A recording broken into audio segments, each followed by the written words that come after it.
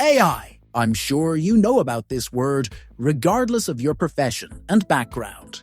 The term AI, which stands for artificial intelligence, become a new trend in recent years, especially after OpenAI's ChatGPT debut. Currently, there are many fields, websites, and companies that have begun integrating AI assistants like Meta's Llama, Mistral, Google's Gemini, and other products with similar models in their systems.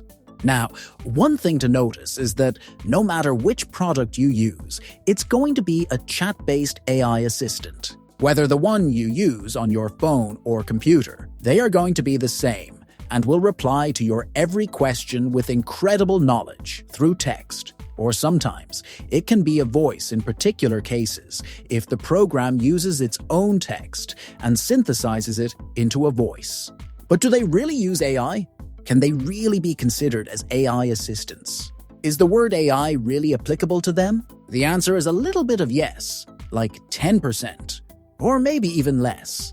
It's a bit complicated. These so-called AI assistants that most of us use in our daily lives are a blend of machine learning, natural language processing, and in some cases, deep learning. Machine learning makes it easier for them to learn from data that their developers give them access to, so that they can manipulate it and use it in their chats. Natural language processing, or NLP, enables them to understand what we are trying to say and how they can reply in the same human language, while deep learning enables them to understand speech and images, which is mainly used in voice cloning and generating and AI image generators, or your smart voice assistant. But here's the thing. While these technologies are amazing, they don't mean the AI assistant is thinking like a human. In reality, they are just following the rules and patterns that are stored inside them in the way of code, so that they can give their best possible response based on data available to them. Let's take an example. When you ask an AI assistant a question,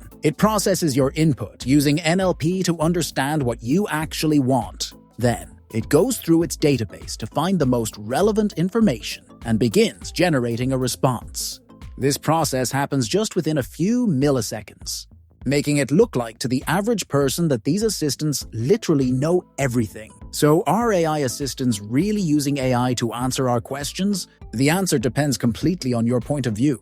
If you think while taking our current technological limitations within your mind, then yes, AI assistants are really using AI technology. But if you change your perspective and keep in mind what true AI can do, then no, AI assistants are not really AI. They can't be called AI because they are just complex programs instructed to manipulate data in a certain way, with tons of moderation and limitations. The so-called true AI term we use is, unfortunately, not something that you will be able to see in this life, because experts have predicted it will take us a few centuries to develop the true AI that would be able to do things just like humans, or maybe even surpass them by the moment of their birth. If you don't like the fact that it will take some time, then you should understand that to make AI work like humans, we first have to work on the complex neural structures.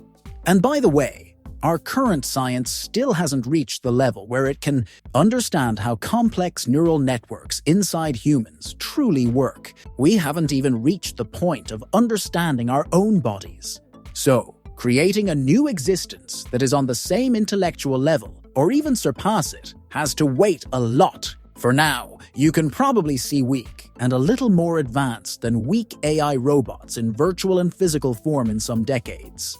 Obviously, it will be way better than current AI assistants, but will not impact our lives very much. At last, if our science found the solution to form new cells even in old age, then maybe you will last for another century or a half, and probably will see mid or upper mid-tier AI technology. There's also the option of becoming a cyborg, like transplanting machine parts to prolong your life. Personally, though, I really don't like the idea of being a cyborg or replacing my body parts with some chunk of metal. Anyways, that's the end of our video.